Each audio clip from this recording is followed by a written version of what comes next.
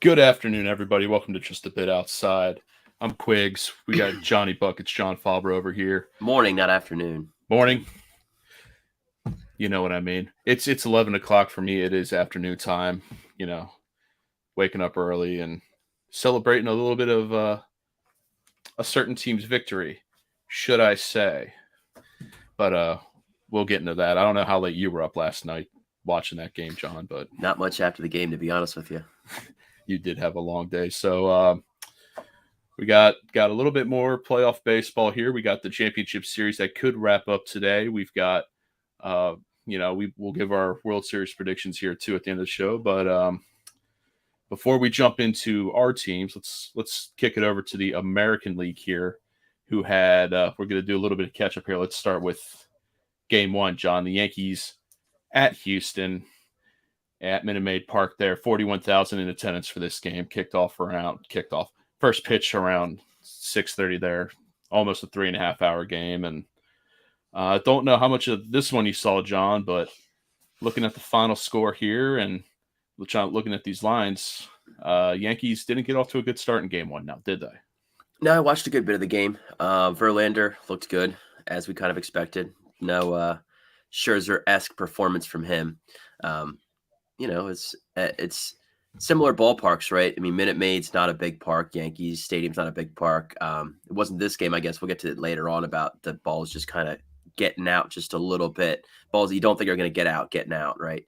Not so much in this game, but I guess Game 2 we'll get to. But yeah, I mean, the Astros have not dominated necessarily, but they've had pretty much, they've controlled the series, as we can tell. And Game 1 was kind of like that, where they didn't run away with it, but there wasn't a whole lot of a time which you thought the Yankees were the better squad. Yeah, definitely. And, a little bit of a precursor of what's to happen these next two games. Houston wins this one, going up in the 6th there and not looking back. 2 runs, run in the 7th. Verlander, like you said, 6 strong innings, 11 strikeouts. Are you shocked they only pulled him after 6? No, not necessarily.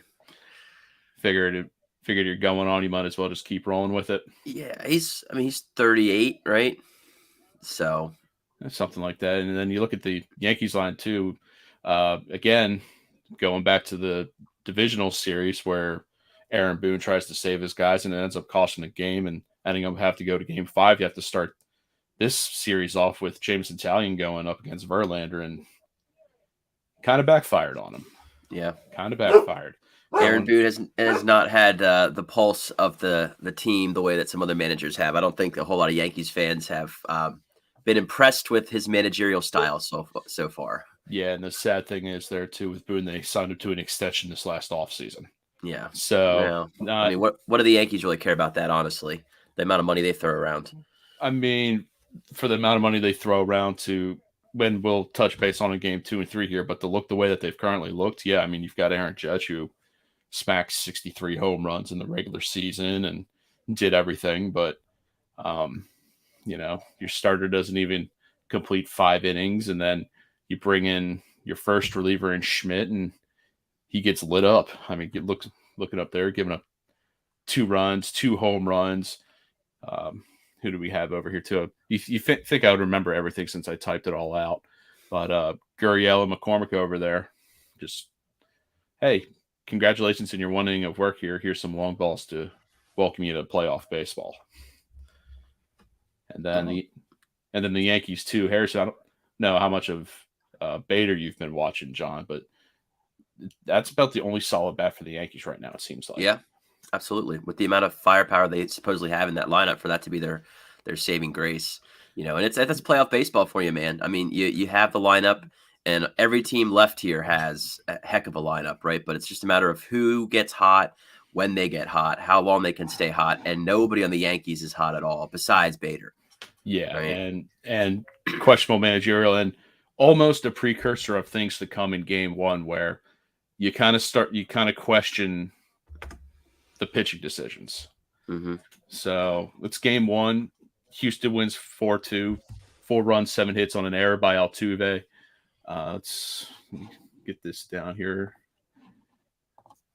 Game 2, pop that back up.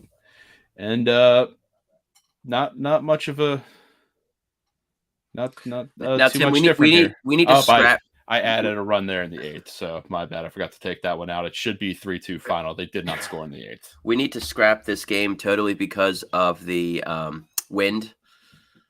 Oh yeah, I was gonna ask you about that. So what's Aaron? But this is the game where he said the roof being open screwed him. Yeah, and Judge's home run would have been out of there any other time. You can't play every game in frickin' Yankee Stadium. 320-foot. Give me a break. Yeah, give me a break, dude. And that's just the height of just patheticness to come out there to lose a game like this, and then to not take ownership of anything that you did, but to come out there and say, "Oh yeah, well, Judge's home run should have been out, but it wasn't out, and it was the wind that really cost us this game." So I don't know. Lucky, right? Who was it? They were interviewing one of the maybe it was Severino, one of the pitchers for the Yankees about that, and they said it was lucky. The Astros got lucky. That's when the Astros get a chip on their shoulder. Be like, all right, we just went up 2-0. You guys called us out for being lucky, and that's what happens in Game 3 when you come out like that and you give them some fire, man. That was just like that was typical. That's why people hate the Yankees. That is why the Yankees are like the most. They're dude. I can't even like without cussing up a storm. I can't even get into my thoughts on that. That's just sad, dude. Sad, bad, all the above. No. That's not it, man. Just a big old head scratcher right there. And it's funny too. You say, they got lucky, and with the wind and everything. There's a home run in Game 3 that we'll touch on. That is a very stereotypical Yankee Stadium home run. But and look, Bregman's home run was not like he didn't crush that thing, right? It didn't get out like a ton, but it got out. You know what I mean? And like the commentators, I forget who it was I was listening to, but somebody was basically saying like, look, Bregman's played in that park for so long, right? Like it didn't look like he got a hold of that thing, but like when you know your ballpark, you hit balls out like that, right? The Yankees know their ballpark, right? It is a hitter's ballpark, and yes, maybe that ball that Judge hit to right would have gotten out of Yankee Stadium, but they're not playing in Yankee Stadium; they're playing in Minute Maid Park. Yeah, it's like sitting there and saying you're a powerhouse team, and all of a sudden you're in, let's just say, AT&T Park in San Francisco, which is notoriously not a home run hitter's ballpark, which somehow still housed the all-time home run king. But that's a different debate for a different story. I don't know. I had my coffee. I mistimed my coffee poorly, so I'm still a little bit of a fuzz here. And I'm not going to say hangover per se because I didn't have any adult beverages to drink after last night's certain team win. But it's getting up there. But Game 2, Severino takes the loss, only goes 5 1/3. Again, another starter. He gets into the 5th and finishes the 5th this time, but not much different. But the story continues with the Yankee bats just being stone cold. Verlander has 11 strikeouts in Game 1. Valdez comes back in this one and strikes out 9. And 7 strong innings here too. And you can give your bullpen a little bit of a break. They brought in their aces in Abreu. Presley gets the save. Presley strikes out the side. Doesn't need anybody to field a ball for him. Just help strike everybody out here. And that seems to be the MO for the Yankees, sadly. It's just stone cold dead bats. And no runs in the 8th, right, Tim? No runs in the 8th. I was trying to fly through these here. And that's what happens when you rush your work, ladies and gentlemen. You make costly errors. As soon as I pull that up, I go, okay, we got 3 here. There's 2 there. Wait, what do you mean there was only 1 run in the 8th? That you can't end baseball in a tie. So I'll take the blame on that one. Again, Astros, 2 errors in the field, both on Valdez, the pitcher, but doesn't come back to hurt him in the long run as they win 3-2, and Houston goes up 2-0 in this series. So outside of the win comment, John, anything in Game 2 strike you as confusing or bad managerial move or? No, nothing on his face that really you question necessarily. I just think the way of going about handling the loss is not the way to do it, right? You own it, right? Own it. You lost. It's okay. Like, it's the playoffs. You lost to a good team. You come out and say you lost to a good team. You don't whine and moan and complain because that does nothing. And if that's how he's running his clubhouse, being like, man, we should have won that game. Like, if that's how he wants to respond to going down 2-0, then that's probably why they're playing the way they are, because that's not a way to manage a playoff baseball team, if you ask me. Well, and you got to chalk it up to a little bit of home cooking there. So Houston's got their hometown crowd, 41,000, almost 41,500 in this one. Another 3.5 hour game. So maybe it's a little bit of home crowd there too, but Houston's seen playoff baseball. Not, digging on them for anything, but home field's still home field, right? Even in playoff baseball time. Well, sure, absolutely. But the wind is both teams play against the wind. I mean, like, come on, Lucky, give me a no. Well, home cooking. Yankees go back Game 3 in New York. They think they can swing the tide in their favor. I don't even know if my phrases are lining up today. They're trying to change everything. Well, you're around. right. Your runs aren't, Tim. I can tell you that. But now, oh wow, wow! Spent all this time and I still can't get that one run out. It's okay. It's the final score that what matters here, and the line's right there on the Yankees. You feel beaten down like a Yankees fan right now, don't you? I feel very beaten down. My first stab at trying to make something cool, and well, you know what? It's all good, but I think this is how you bounce back if you're Houston, man. You have the Yankees coming out here and talking all that like garbage about the wind and luck and all this stuff, and ain't nobody talking about luck when you get just completely beaten down like this, right? This game, I didn't watch a lot of this game. I was at a wedding, had obligations, but I mean, I'll tell you what, watching the highlights and catching up on it, man, and there was never a chance in which the Yankees were even competitive. Yeah, right? This is the one too where I even saw post game Michael Kay even just I think this is the game that finally broke the back of Yankee fans here. 47,569 in attendance. I got to get the one things I got right, blast that out. I did get the attendance correct. The announced attendance. The amount of tickets sold. But again, another questionable call by Aaron Boone, taking out Garrett Cole, the guy that got you to this situation. And then you replace him, nothing against Trevino, but he's not the Yankees' best reliever. And in this game, when it's borderline coming down to the season, you want your stud out there, and they took him out. I mean, Cole gave up the 5 runs, and the Yankees offense did literally nothing. So, I mean, I get questioning the managerial decision, but it had literally no impact on the game, I wouldn't say, right? Well, I think the time when they took Cole, the runs got charged to Cole because they were on base. Yeah. So Trevino comes in and gives up the runs, which are then charged to Cole. I think that's how it went down. But again, the scenario being you're in this situation where it's a must-win game and you want to throw your horses out there. Yeah, I mean, maybe it's a good thing from Boone's perspective that they didn't score any runs and nobody came back to question it. I mean, they're still going to question it, but it didn't matter. It didn't matter. And that's, I think, been the story of the whole series has been the Yankees' bats are just dead. There's nothing. Yeah. Judge has done nothing. Stanton has done next to nothing. Like, I mean, I said it before the series started and before the playoffs started, I think, in regards to Judge. Like, he's going to get paid, but he is doing nothing right now to endear himself to the fan base, to pay him, the type of money that they were talking about before. Nothing. His playoffs have been, like, disappointing, to say the least. Yeah, and, Houston's just firing on all cylinders here, too. I mean, in the home run, we're going to talk about McCormick, where, you want to blame the wind where it would have gone out or anything. That home run by McCormick scrapes the top of the wall as it flies over. There's a shot that I found too on social media where it's a fan sitting in right field with their phone. It literally skips the wall, and in no other ballpark does that go out. And no other ballpark, and that's just the irony in that statement, Stadium, man. Yeah. So, do you want to blame the wind on that one too, or do you want to blame the stadium, or you just want to admit that Houston's on a roll right now? Yeah, Houston's a better team, period. Right, and I thought it'd be a little bit more competitive in this series. I thought the Yankees would give up or put up some fight, but they have just rolled over, man. And that fan base is like as difficult as they were to deal with coming into the series. They are equally as difficult to deal with now after they've been just shellacked, because it's going to go from on top of the world to despair, which as Philly fans, we know all about that. And we're prone to doing that ourselves. Right. So I don't want to be, make too much of an ironic statement, but man, they have had it with Aaron Boone. They have had it with that team. And Yeah, I mean, that you the go team. to. Oh, I'm sorry. Go ahead.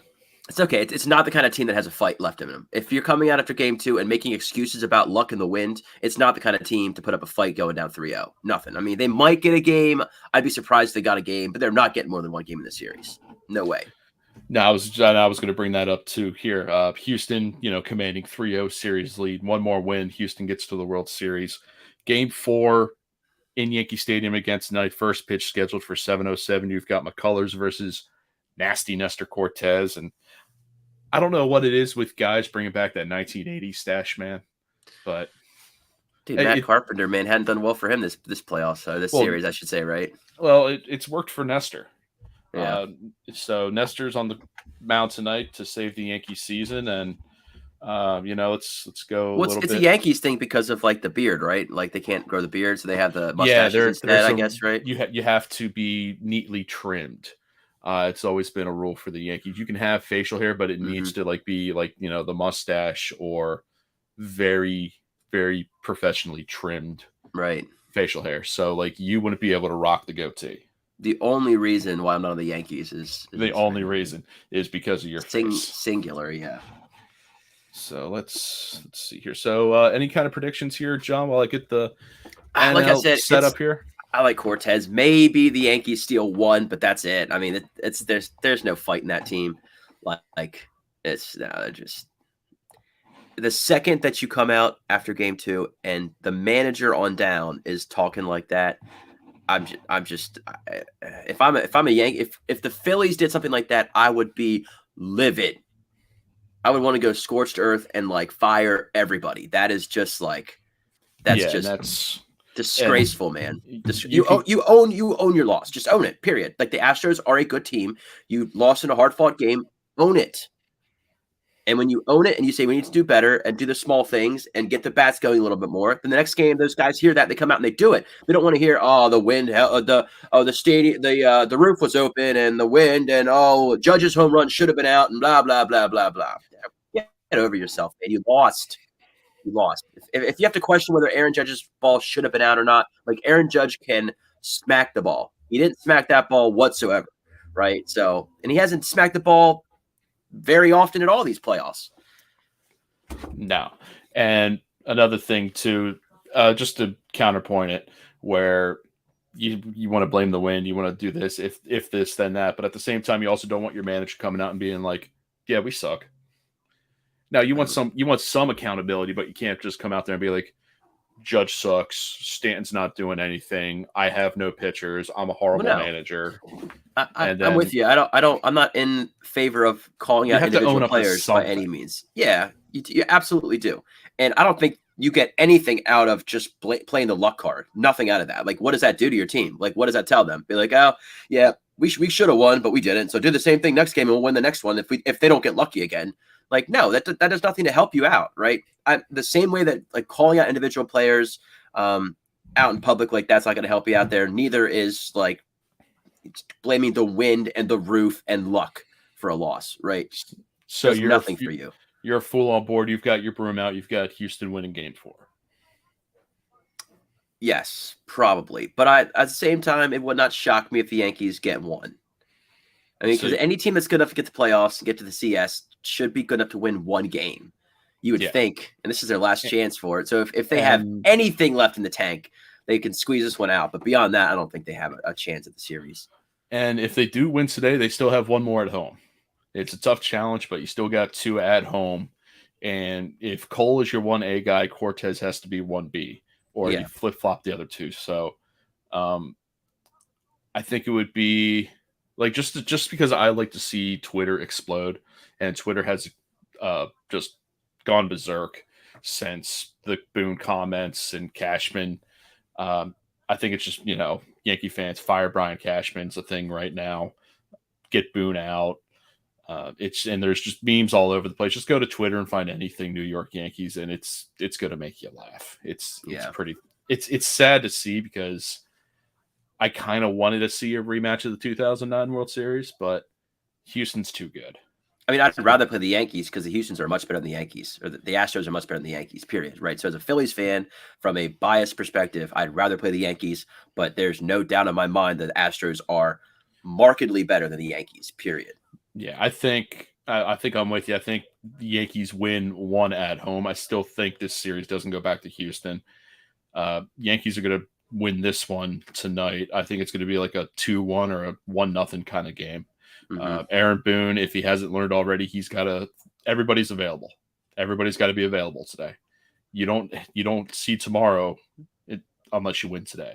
You literally don't. You're an elimination game. So if it takes an elimination game in the playoffs to get him to see that, then that's, I guess, something, but still not, doesn't give you a whole lot of hope as a Yankees fan, right? So I think Yankees win a close one tonight. Force another game on Sunday, and then today's Sunday. On Monday, there we go. I'm just going to blame everything on coffee. I do it at work anyway. Anytime I stumble, doesn't matter if it's 8 a.m. or if it's 3 p.m. and I'm getting ready to leave. My coffee's wearing off. Whoops. But so Houston has a 3-0 lead. Have a chance to end it. We both think New York wins at least one, and this will be the one. On to it can only be this one. It can only be this one, yeah. Coffee. So let's jump over to the NL here. Philly at San Diego. Game 1, I got my runs right. I did get my runs right. That's the first thing I looked at. I'm like, did I get it right? I got it right. Philadelphia 2-0 on 3 hits, 1 error in the field. San Diego shutout, only gets 1 hit. 1 hit. John, takeaways from game 1 in the NLCS. Zach Wheeler, as good, if not better than advertised. Dude is locked in. And to be fair, Darvish pitched a pretty good game as well. And look, we said from the get-go, the Phillies have a chance because of their pitching. They have good starting pitching on the top end of the rotation, and their bullpen has been much better than it has been in the past. And then the lineup, man, you have so many guys, you only need a couple to get hot, right? And I think we can see right now that Harper, MV3, and Schwarber are hot, and that started this game and it continued on the rest of the series. So, I mean, you get those guys, you sprinkle in some JT, you sprinkle in some Hoskins. You've got Castellanos hasn't done a whole lot, but if he gets hot, I mean, you've got a lot of guys that are showing that they have a good couple of games stretching them. And so you didn't get a ton of offense. Darvish pitched very well for the Padres as well. It was a pitcher's duel, kind of what you expected from the two aces there. But yeah, good start to the series. Good start to the series, and as you said, Darvish, he only made 2 mistakes. Those 2 mistakes being a Harper home run to left field, and then an absolute nuke from Kyle Schwarber. If you haven't seen the video, go see it. I would pull it up here, but I'm already having a hard enough time keeping the graphics straight. So Schwarber hits a pitch 120 miles per hour off the bat. It goes 488 feet. The longest of his career and the longest ever hit in Petco Park. Yeah. 44,826 in attendance there to see it, and it's going to be the longest home run those people ever see, more than likely. He tattooed that thing, man. And after the game, I think they were talking to somebody, might have been Reese or JT, I think, and about Schwarber, and they're just like, man, BP that day, they said something in his eyes. You could just tell a dude is locked in, and he's kept it up the series, man. Something clicked for him. I think you said it about that one single he hit, that hard single. Yeah, there's a single he ripped through the shift in right field, and something just seemed to click because that very next at bat he got was the nuke. Yes. So and just going off again, social media during the games, the comparisons between that shot and the Matt Stairs shot from the 2008 run. And ironically enough, they bring Matt Stairs out to throw first pitch in game 3. So yeah, baseball is a very beautiful thing when it lines up perfectly. Philadelphia takes a 1-0 series lead, 2-0, 3 hits, 1 error in the field. San Diego shutout lone hit. Will Myers, your only hit for the Padres in game 1. Game 2, things change. Things change in game 2. Philadelphia 4-5. Checking my runs again. 5. That's 7, 8. All right. I'm doing better. Um, Nola got smacked, man. Yeah, Got clunker from smacked. Nola, and I hate it. And the crowd, the Nola's due for a clunker crowd was right. He had been turning in probably 7 or 8 consecutive really strong outings before this. It's been a long time since you can really say he came out and laid an egg like this, but he did, man. And the bullpen, just exacerbated the bleeding. Yeah. And it was just bad. I mean, the Padres just won. They just the same way the Phillies had that big second inning, and you're just like, man, things are looking great. That 5th inning from the Padres, like they're a good team. That's what good teams do. You give them credit for it, right? Yeah. And once we touch on last night's game 4, there's a lot of similarities between game 2 and game 4. Philadelphia has that big second inning.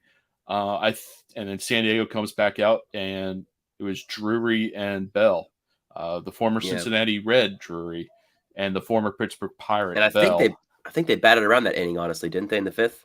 Yeah, they did bat around in the 5th. Yeah. But the Philly goes up, and then Nola comes out, and then it's back-to-back single shots. At that time, friend of the show, Mac, was over at the house. We're watching the game. It's like, solo shots don't kill you. They suck, but solo shots don't kill you. Nola cruises, and then the 5th inning, I don't think Nola, you couldn't have expected him to keep it up. But you didn't expect this. You can expect him to keep it up. Why? I mean, that's a very pessimistic attitude, right? And I'm going to call you out on this one, Tim. Okay. The perpetual, and this is all in good. It's all fun and whatnot, but the solo shots don't kill you. Yeah, but it's death by a million cuts and scratches, right? So it's like, you never want to see any runs given up. Period. I'm a Philly fan through and through. You're a Philly fan through and through. And it's very much not in our DNA to watch a solo shot go against your team and be like, oh, it's okay. We'll be okay. No, when that solo shot goes, like, that's it, man. The world is ending. The game is over. Like, they can be up 8-0. And when that one run comes, here we go. Floodgates open. And it usually doesn't happen that way, but it does sometimes. Right. And then what else? It did. The back-to-back shots definitely gave them a bolt of energy, and it brought the crowd back. Yeah. As much as we can say that the crowd didn't seem as loud, it didn't seem into it.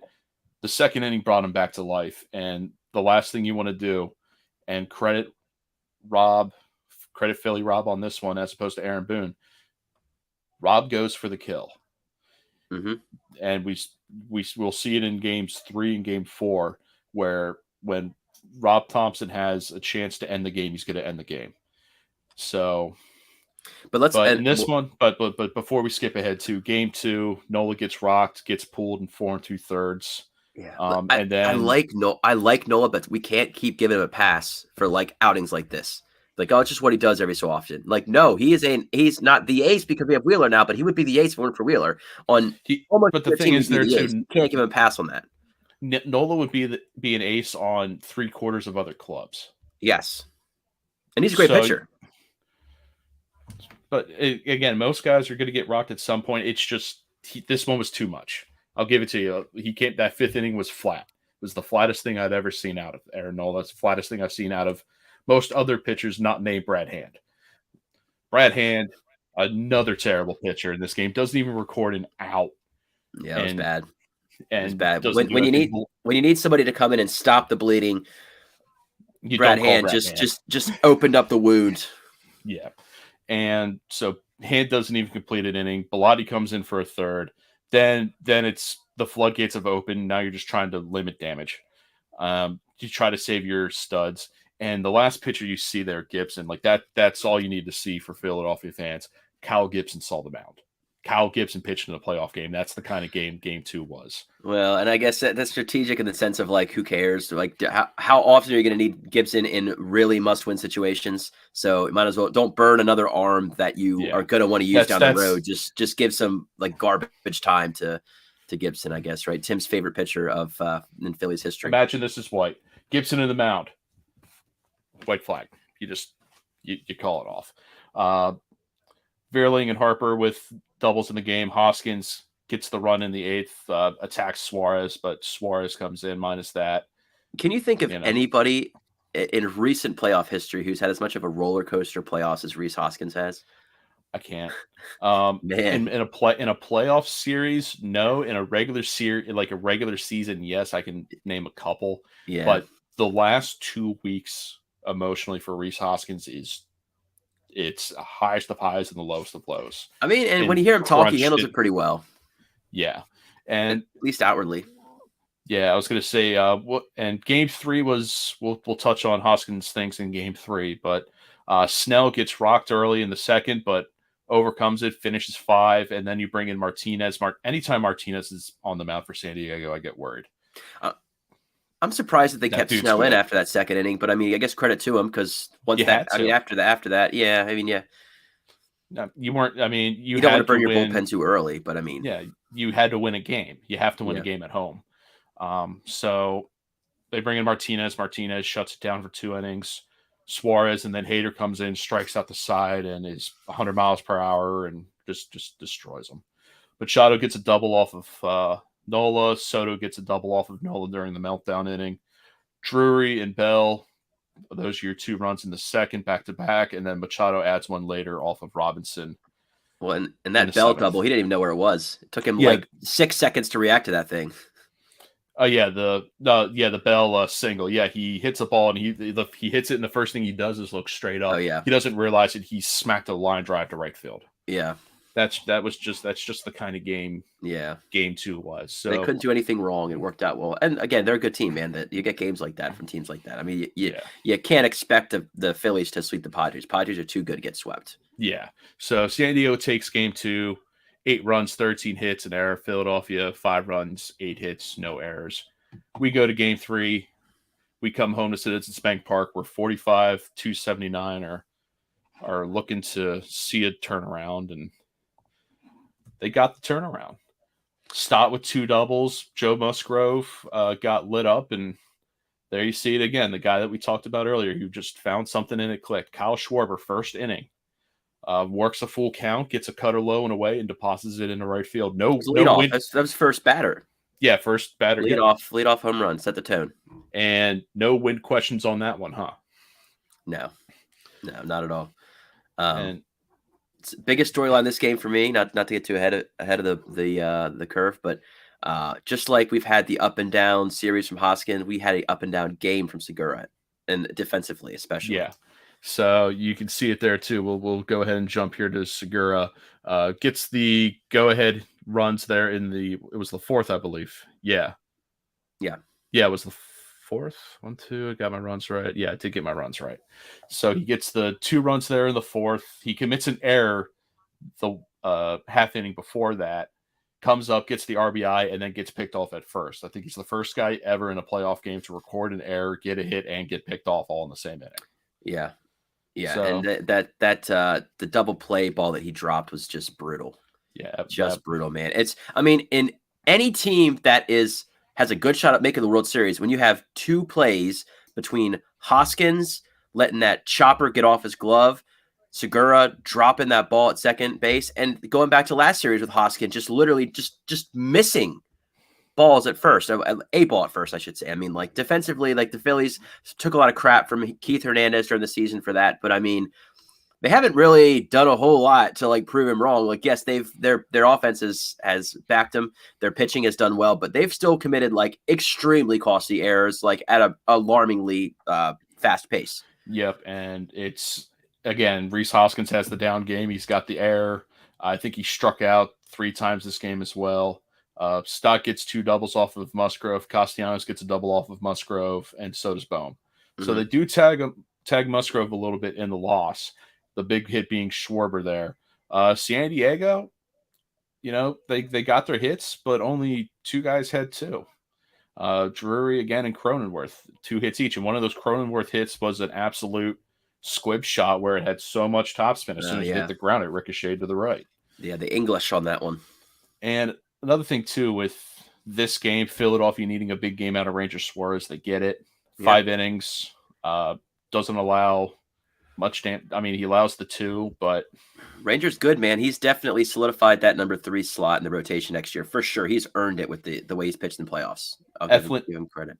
Eflin comes in. He gives up Let me take a look here. He gives up a couple hits, but it's pretty solid after that. Alvarado pitches an inning, and then here we go. Rob senses the kill. Rob goes for the kill. Pitches Dominguez, 6-out save. He doesn't. Dominguez does not pitch those 2-inning saves ever, man. It's the most pitches that he's thrown the entire year. So Dominguez comes in. He pitched pretty well, but a couple times there you're holding your breath a little bit. But it got the job done, man. And the Phillies don't have a defined closer at this point, right? Dominguez is probably as close as anybody's been in a while to kind of taking that. But Alvarado still, you have him. I mean, they used Eflin in that role. It's very fluid. Rob Tom, I don't know if he's the kind of guy who even wants to have a defined closer. I think he likes the flexibility to kind of to actually be really hands-on managerial wise to kind of play matchups and uses wealth of experience and knowledge to run through every possible scenario as Topper, his nickname suggests, right? So, yep, Suarez goes there, and then touching on the San Diego side, Musgrove takes the loss in 5 2/3. They bring in Hill for an inning. They bring in Johnson for an inning in the third, just to limit the damage. Again, San Diego bullpen kept it in check. It could have been a lot worse, but credit San Diego's bullpen for holding down the fort, even though, eventually Philadelphia wins the game 4-2, takes a 2-1 series lead, but you can't fault San Diego, or you can't fault them for anything. They stuck in this game, and there were times they could have come back. Just it didn't happen. Mm-hmm. And then there you see the Musgrove pickoff, ending the fourth inning to Gene Segura. And there's history in Game 3, even more bizarre history in Game 4. This game gave me 5 strokes over the 3.5 hours it took. I counted them. 5. The first inning, Bailey Falter, it's going to be a bullpen game. Doesn't even complete the first inning. He goes 2/3 of an inning, gives up a home run to Machado, and gets rocked. John, I know you missed the beginning of this game, but I was trying to update you there a little bit. It was bad. See, I was at a wedding and I didn't have reception, so I couldn't stream, and I was getting sporadic updates from Tim, so I was trying to stay on top of things. But I texted Tim after he told me they gave up 4 in the top of the first. I'm like, this game is over. It's over. This game is over. I said that to him, and I've been very happy to be proven wrong. Resiliency, man. The team's got resiliency. They bounced back, dude. Three runs right away in the bottom half of the first. That's big time. I guess it's a good time to touch on it, man. We were,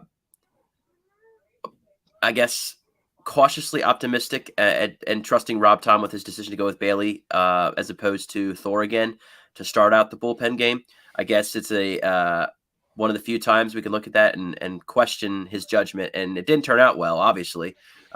Looking back, do you think it would have been – he touched on the way the lineup was set up with the lefties and righties, and it was just better matchup for Falter. Would you have done it differently, or would you it just happens like this sometimes? If I was going to plan to pitch Falter, I probably would have thrown him over Gibson in that game too, just to get him some work. The fact that he hadn't pitched in the game, and probably it had to have been close to a week and a half, a week or more. I think it was like October 5th or something. It was crazy. Yeah, like that. It's been a while, but definitely flat. And as soon as he gives up the 4, you go, oh no.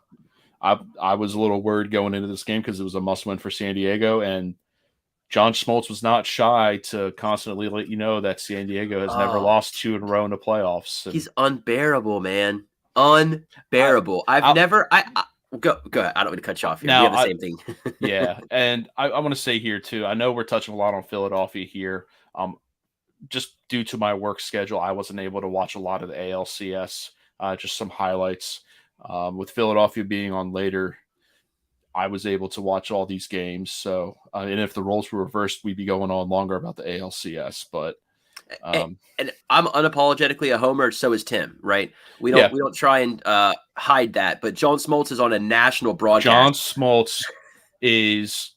I thought Joe Buck and Tim McCarver were bad for Fox back in the day when the Phillies were playing St. Louis. John Smoltz right now is unbearable. Well, Bob Costas was pretty bad in the AL too. I haven't heard much about Bob. Bob's over Bob's very like over analytical, but he's done it for so long. He can. I say he can get away with it.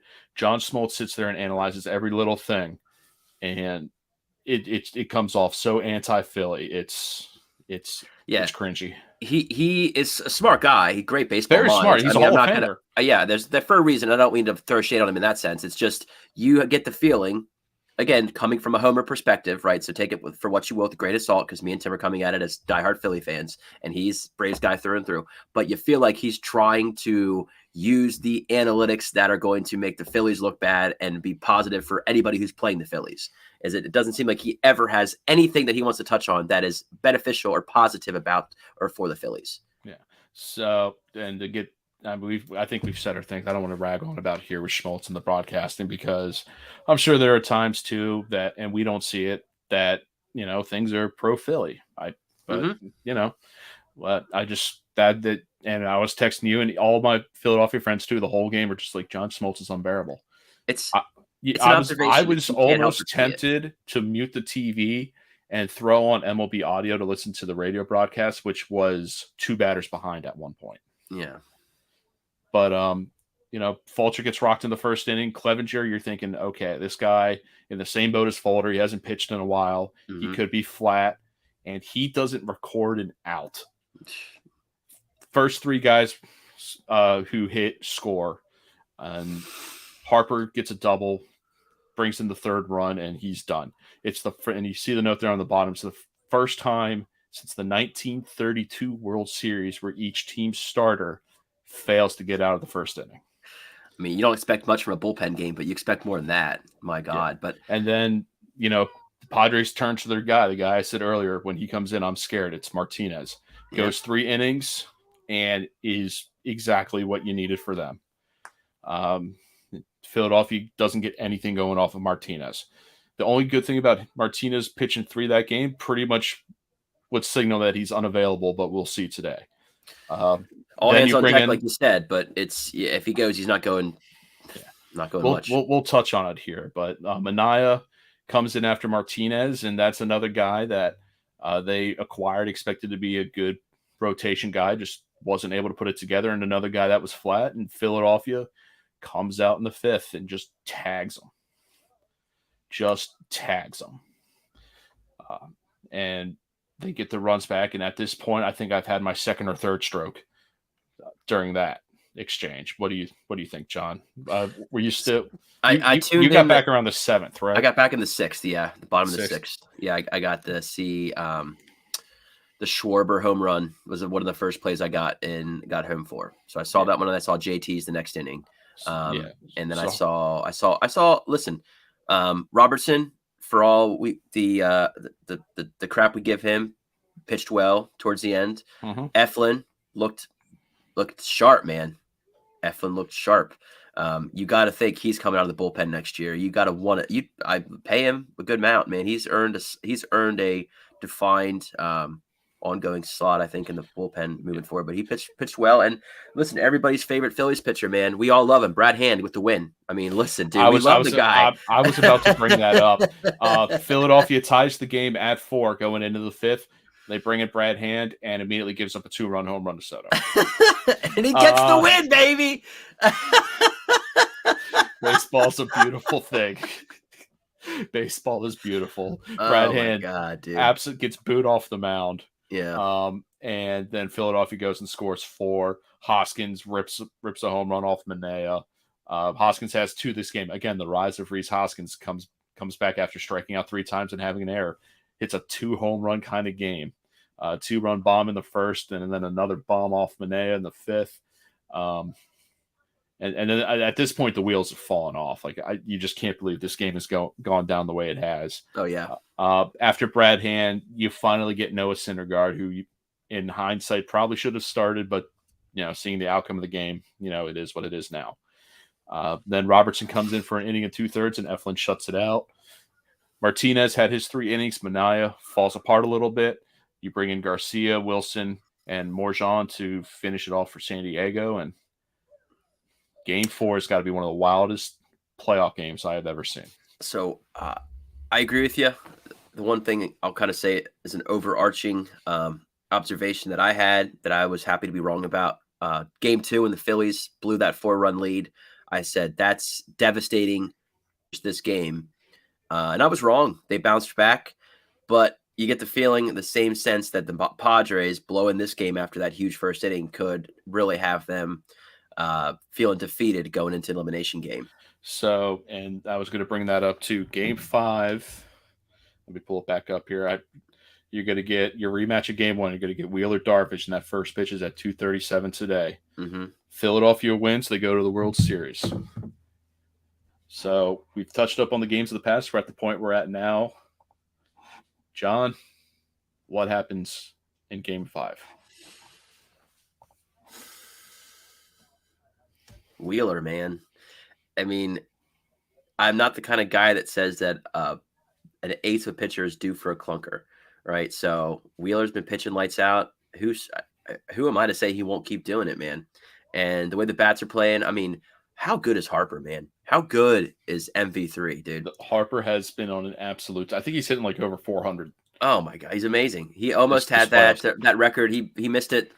Game 3, the multi-hit game would have been 8 in a row, I think, right? With the extra base hits, yeah. And then he comes out last night and has like extra base hits, 2 or 3, yeah. Yeah. So I mean, the guy's on a tear. Schwarber's on a tear. Hoskins' bat's getting hot. Real Muto's getting hot. I mean, we're not even touching on Castellanos or Marsh, who've all had respectable series. Segura really clutch hits, right? Stott. I mean, top to bottom.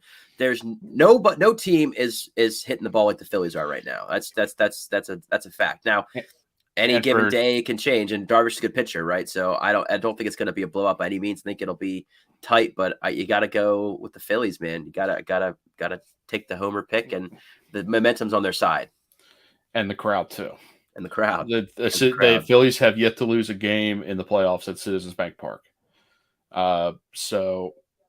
Crowd's definitely going to be a factor. Some fans may leave the stadium with partial hearing loss, with as loud as I think it's going to get. For San Diego, you need Darvish to pitch the best game he's ever pitched in his life.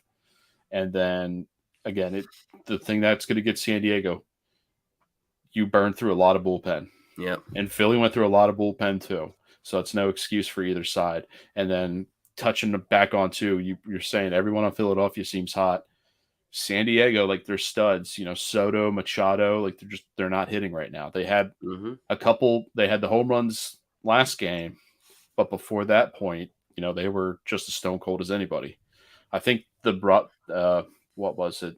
The Fox broadcast pregame said Machado hasn't recorded a hit off of a pitch faster than 95 since like the end of September. Something like that. Yeah. Yeah. And then of course he crushes the home run off a falter, a soft throwing lefty. I mean, you look at their lineup top to bottom, and on paper it looks great. And there's been a lot of points in the season where it looked great too, but it's just the right time, man. And they're not clicking right now. It feels too late for them to really turn it on at this point, turn things around and get hot. It's possible. I mean, listen, a squad like that with players like that could do it any time. But if I'm a betting man, which I am, I'm going with the Phillies. You're going with the Phillies. I want to see this end in Philadelphia. I'm going to go. I don't want to go homer, but I want to see it happen so bad, and I want to rub it in my Yankee friend's face. And John Schmaltz. And John Schmaltz. Make him call that Philadelphia. I want Philadelphia to win this game so bad, so bad. Even my fiance is like, how's Philadelphia doing? So even she's into it right now, and I want Philadelphia to win this game so bad. I think they're going to do it. I think it's going to be another 2-1, 2-0, 3-2 kind of game. I think it's one run, and Rob's going to throw his guys. Everybody, it's all hands on deck. Mm-hmm. Rob's going for the kill. Yep, and if they get the kill, they get some time off, man. Well, if both teams end it today, let me look here. I looked it up. I already forgot it. World Series Game 1 is Friday the 28th. So you got some time. You got 5 days. Rest, but you have to end it. And now, are you hoping that the Yankees get a couple more and take the Astros longer so that you get more rest? Or what do you think in that case? Or is the time off going to be as detrimental as helpful to an extent? I think it's a little of A and B because you've already seen it with the first couple games this playoffs. I mean, we're looking at an NLCS here where it's the 2 wildcard teams, the 2 teams who have played the most games with no break. Yeah. So could you argue that a break may be detrimental? Yes. But if both teams have the same break, it's null and void. Yeah, that's true. So if Houston wins and Philly wins, then there's no excuse for a long break or anything. Yeah. And it'll help them all out in the end. But I think we're both on agreement here. At some point, whether it be today or tomorrow, it's going to be a Philadelphia-Houston kind of World Series. It'd be rather surprising if it wasn't, but anything's possible. So you never know. If there's any team that's capable of coming back, it's the Padres. I don't think it's the Yankees. So you're too early to call it World Series pick is Houston and the Phillies, absolutely. Philly. I think Houston ends it. Well, no, that just contradicted myself. I think Houston's going to win it. I think they're going to win it Monday. Yeah. I think Yankees win 1. I think Philadelphia ends it today. So Philadelphia-Houston World Series, and then I guess we can touch on those shenanigans when we get closer to that. But that has been the the championship series wrapped up in one show. And I don't know about you, John, but I don't know if I can go through 4 more strokes today. We'll see, man. Live and die with your team. We watched every pitch. The things that playoff baseball do to you. Yeah. But I think we're going to call it today for that. We're caught up. We're ready for the games today. Philadelphia. Let me pull it back up here just so I can make sure I have things correct this time around. They're already greasing the poles. They greased those babies last night. 2:37 on Fox Sports 1. Phillies and Padres. Darvish versus Wheeler. Yankees Astros 7:07. McCullers versus Cortez. So if you don't want to watch the football because your teams are on bye, there you go. You got some playoff baseball to watch. Until next time on the BW1 Sports Network, check out all the other shows, check out blogs, check out the website, check out our sponsors below, which have been going all show. So check them out. We appreciate you tuning in. Until next time, let's keep the train rolling, right, John? Keep it rolling. Keep it rolling. Let's go, Phils.